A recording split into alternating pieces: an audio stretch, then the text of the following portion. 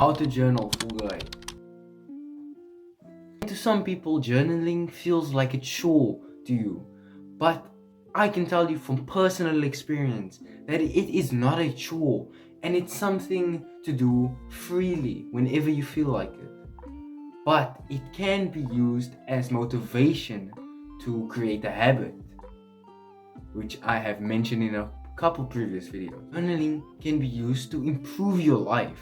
Instead of being a chore, it actually betters your life in showing you what decisions to make and showing you how to convey your emotions better towards people. And to some people, journaling might sound like a girly thing to do or something that nerds do. But I can tell you the top tier men and women of this generation and so many before us have all journaled. Like, take me for example. I didn't journal before. I recently started like a year ago, and my life has significantly improved.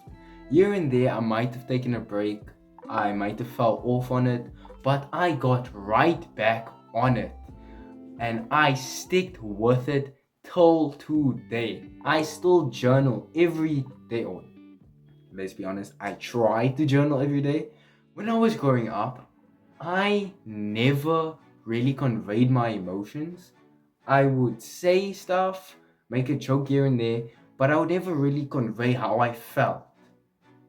Because I didn't really know how to convey how I thought. When I was younger, I used to play in the street a lot. I used to run around, run amok with other children, and make friends, obviously. And when I would come home, I would just sit and watch TV. I wouldn't tell my parents anything, wouldn't tell them where I've been, wouldn't tell them what I did, because I didn't think that was necessary for a young adolescent or young child, I should say.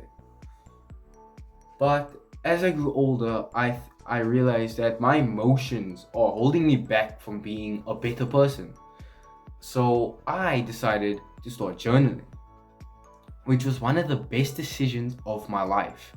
It changed it so much that I needed to make this video to tell you how to do these steps correctly so you can be like me and even better than me at one point.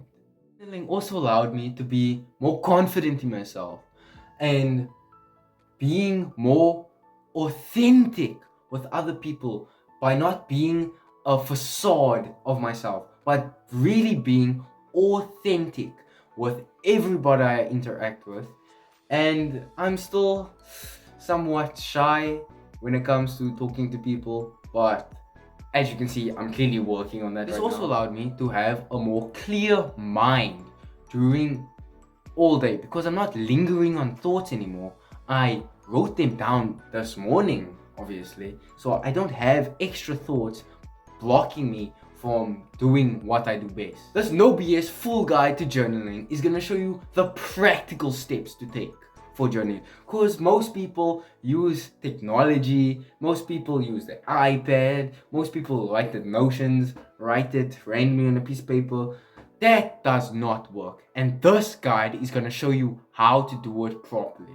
First of all, we are gonna get a pen and a paper. We get this because writing, or not even writing, typing on technology, iPad, laptop, phone, flippin' PC, those don't give you the correct experience of writing. Because when you write it down on a piece of paper, it is a real object. It's nothing that is false. It is an object that you can feel, that you can touch. I know it's weird, but no Notions, no iPhone notes, no Apple notes, none of that.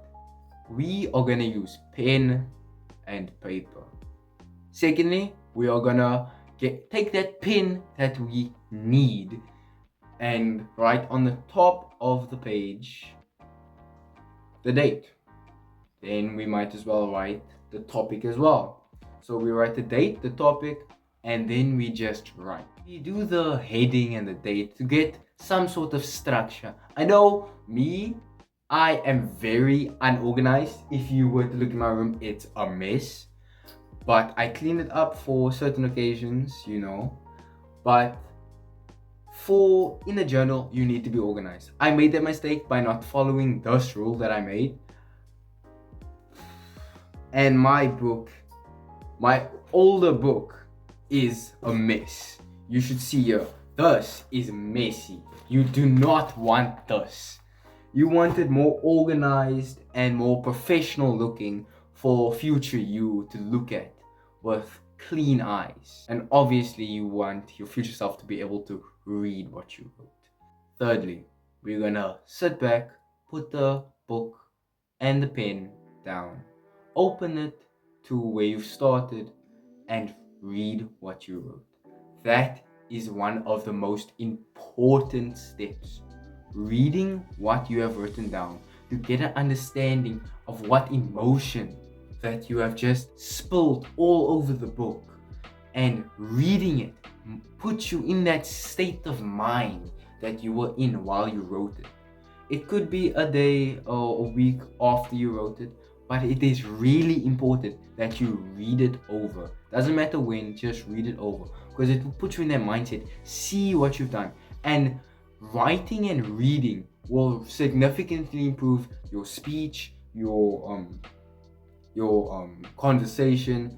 And I know some people hate reading what they've written because their handwriting is so horrendous. I am one of those people.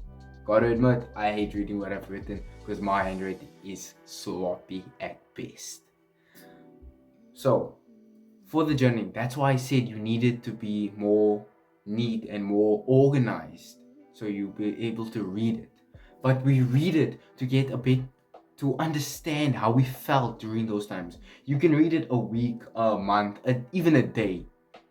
10 seconds after you written it down, you can read it over. But just reading it over, understanding what you have written down, it takes 5 minutes. It's not even that long. You can do it very easily.